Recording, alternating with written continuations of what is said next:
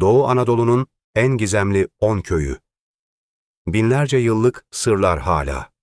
Çözülemedi Türkiye'nin doğusunda, dağların ve derin vadilerin arasında öyle köyler bulunuyor ki, bazıları yüzlerce yıldır ayakta kalmayı başardı.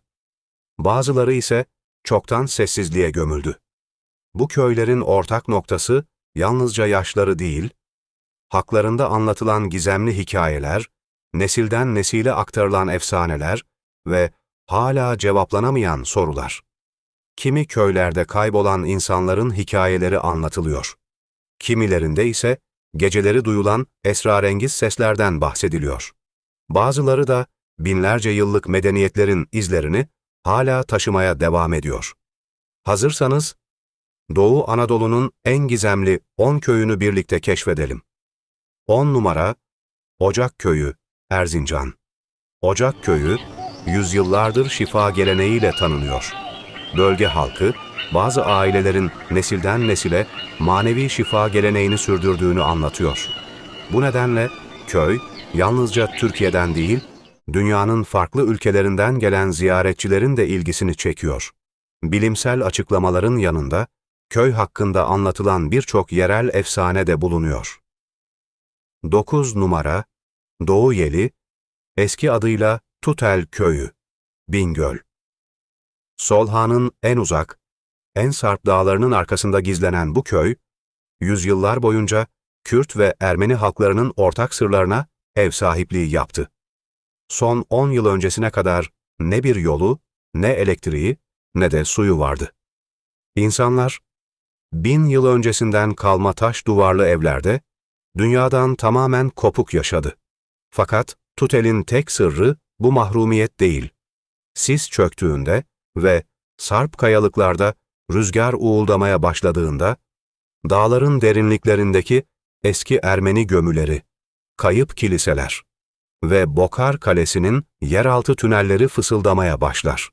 Bölge halkı, bazı gecelerin diğerlerinden çok daha sessiz geçtiğini ve o sessizlikte eski taş evlerin duvarlarından hala ayak sesleri geldiğini anlatıyor. 8 numara, Yedisalkım Köyü, Van. Van Gölü çevresindeki en eski yerleşimlerden biri olan Yedisalkım Köyü, tarihi dokusuyla dikkat çekiyor. Çevresinde Urartu dönemine ait kalıntılar bulunuyor. Yerel halk, göl kıyılarında zaman zaman açıklayamadıkları ışıklar gördüklerini söylüyor. Bu anlatımlar doğrulanmış olmasa da, köyün gizemli atmosferini daha da güçlendiriyor. 7 numara, Başkale Yayla Köyleri, Van. Başkale'nin yüksek yaylalarında bulunan eski taş köyler, yılın büyük bölümünü kar altında geçiriyor. Bazı terk edilmiş evler, onlarca yıldır hiç dokunulmadan ayakta duruyor. Sis çöktüğünde ise bölge adeta başka bir dünyaya dönüşüyor. 6 numara, Kemaliye Taş Köyleri, Erzincan. Derin vadilerin arasına kurulmuş bu tarihi köylerde yüzlerce yıllık taş evler bulunuyor. Bölge yalnızca doğal güzelliğiyle değil, anlatılan eski hikayelerle de dikkat çekiyor. Özellikle geceleri oluşan derin sessizlik, ziyaretçileri oldukça etkiliyor. 5 numara, Dedeşen Köyü, Ardahan.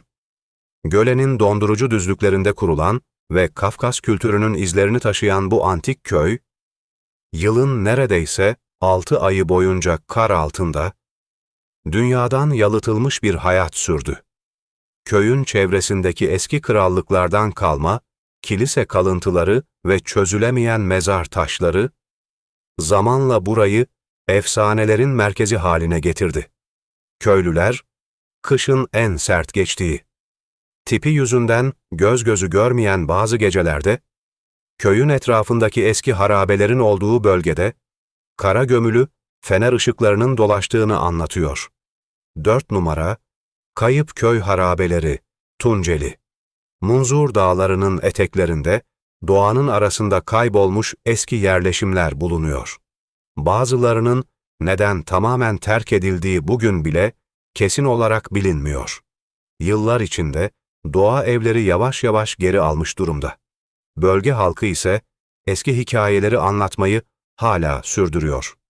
3 numara, Ani Antik Kenti çevresindeki köyler, Kars. 1000 yılı aşkın tarihe sahip Ani Antik Kenti'nin çevresindeki köyler, geçmişin izlerini günümüze taşımaya devam ediyor. Gece çöktüğünde oluşan sessizlik, rüzgarın sesi ve harabeler, etkileyici bir atmosfer oluşturuyor. Yerel anlatımlarda, Eskişehir'den geldiği söylenen çan seslerinden bahsediliyor. 2 numara, Karakale Köyü, Iğdır. Aras Vadisi'ne hakim konumdaki bu köy, tarihi kalıntılarıyla dikkat çekiyor. Bölgede anlatılan hikayelere göre, geçmişte burada önemli ticaret yolları bulunuyordu. Eski taş yapılar ise hala ayakta durmaya devam ediyor. Ve 1 numara, Çengilli Köyü, Kars. Listemizin ilk sırasında Kars'ın en tarihi köylerinden biri yer alıyor. Taş evleri, eski kilisesi ve sert iklimiyle ziyaretçilerine adeta zamanda yolculuk hissi yaşatıyor. Kış aylarında tamamen beyaza bürünen köy, gizemli atmosferiyle fotoğrafçıların ve belgeselcilerin ilgisini çekiyor. Yerel halk arasında köyün geçmişine dair anlatılan efsaneler ise günümüzde de yaşamaya devam ediyor. Doğu Anadolu'nun dağları arasında saklanan bu köylerin her biri yalnızca taş evlerden ibaret değil. Her biri yüzlerce yıllık hatıraların, efsanelerin ve kültürel mirasın sessiz tanıkları. Peki siz bu köylerden hangisini ziyaret etmek isterdiniz? Ya da bildiğiniz daha gizemli bir köy var mı? Yorumlarda bizimle paylaşmayı unutmayın. Bu tarz keşif ve gizem dolu videoların devamı için videoyu beğenmeyi ve kanala abone olmayı unutmayın. Bir sonraki videoda görüşmek üzere.